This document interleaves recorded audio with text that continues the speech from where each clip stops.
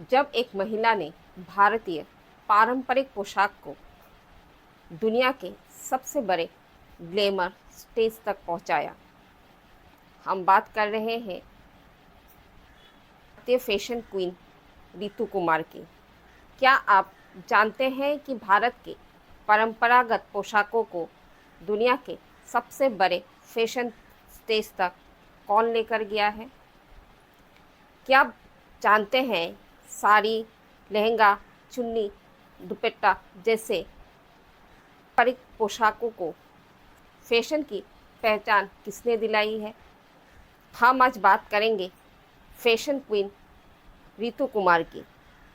रितु कुमार का जन्म 1944 के 11 नवंबर पंजाब के अमृतसर में हुआ और उनका बचपन बीता कोलकाता में, एक ऐसा शहर जहां पर कला, संस्कृति और क्राफ्ट का शहर कहा जाता है।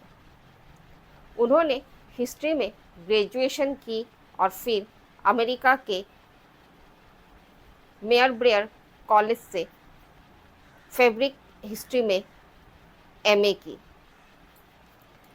उन्हें हमेशा से ही भारत की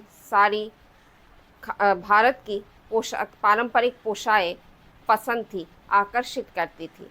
खासकर साड़ियाँ, एम्ब्रॉयडरी, जरदोजी और हैंड प्रिंट जैसी कलाकृतियाँ उन्हें अपनी ओर हमेशा से आकर्षित करती थी। उन्हें ये भारतीय पारंपरिक पोशाकें बहुत पसंद थी और उन्होंने ठाना कि इस पोशाक को अंतर्राष्ट्रीय स्टेज पर ले जाना और उसे फैशन में शामिल करना। 1970 के दशक में उन्होंने सिर्फ 2 प्रिंटिंग ब्लॉक और एक टेबल के साथ अपनी डिज़ाइनिंग की जर्नी को स्टार्ट किया। वो सिर्फ एक फैशन डिज़ाइनर ही नहीं थी, बल्कि एक क्रांतिकारी महिला थी जिन्होंने भारतीय पोशाक में एक बहुत बड़ी बदलाव लाई। उन्हें परंपरागत ड्रेस जैसे साड़ी, लहंगा, दुपट्टा, इन सब के साथ साथ शादियों में पहने जाने वाली ड्रेसेस को भी उन्होंने एक फैशनेबल डिज़ाइन दिया। कई सारे सेलिब्रिटीज़ के लिए कपड़े डिज़ाइन किए, जिनमें ऐश्वर्या राय, प्रियंका चोपड़ा, दीपिका पादुकोण जैसी सेलिब्रिटी का नाम आता है। उन्होंने दिवंगत प्रधानमंत्री राजीव गांधी की पत्नी सोनिया गांधी की भी डिज़ाइनर रही। फैशन बैकग्राउंड से ना होने के बावजूद उन्होंने परंपरागत भारतीय पोशाकों को एक नई पहचान दी। अंतर्राष्ट्रीय स्तर पर उसे प्रमोट किया, उसको एक नई इज्जत दी, एक नई जर्नी की शुरुआत की। और उनकी इस भारतीय परंपरा पर उनके डेडिकेशन ने उनके काम को प्रेरित करने के लिए 2013 में भारत सरकार ने उन्हें पद्मश्री से सम्मानित भी किया। आज उनकी ब्रांड रितु कुमार भारत के जाने माने फैशन हाउसों में से एक है।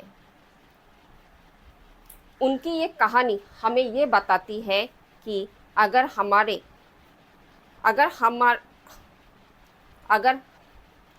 हम हमारे सपनों पर दृढ़ विश्वास करते हैं, अपने संस्कृति का, अपने सपनों का सम्मान करते हैं और मेहनत करने के लिए तैयार होते हैं, तो कोई भी किसी भी क्षेत्र में एक बड़ा क्रांति ला सकता है। जिस तरह से रितु कुमार ने उस भारतीय पोशाक को जिसे देसी कहकर नकार दिया जाता था, उसे दुनिया के फैशन स्टेज तक पहुंचा, ना सिर्फ फैशन स्टेज तक पहुंचाया बल्कि उसका मान भी बढ़ाया। उनकी मेहनत ने सिर्फ उनके सपनों को ही पूरा नहीं किया बल्कि भारतीयता को एक नया रूप दिया, एक नई क्रांति लाई। उन्होंने प्रमाणित कर दिया कि भारतीय उन्होंने प्रमाणित कर दिया कि भारतीयता को मॉडर्नाइजेशन होने की कोई ज़रूरत नहीं है। भारतीय पोशाक में इतनी सुंदरता है, इतनी शक्ति है कि वो कभी भी आउट ऑफ फैशन नहीं होगी। अगर आपको रितु कुमार की ये कहानी प्रेरणादायक लगी, अच्छी लगी और आपके अंदर भी एक नई उम्मीद जगी है, तो आप मेरे वीडियो को लाइक करें और ज़्यादा से ज़्यादा शेयर करें ताकि मेरी वीडियो ज़्यादा से ज़्यादा लड़कियों तक पहुँचे और उनके अंदर एक नई रितु कुमार का जन्म हो। और ऐसी ही प्रेरणादायक कहानियों को सुनने के लिए, जानने के लिए आप मेरे चैनल को सब्सक्राइब ज़रूर कीजिएगा। मिलते हैं अगले वीडियो में ऐसी ही एक और प्रेरणादायक कहानी के साथ।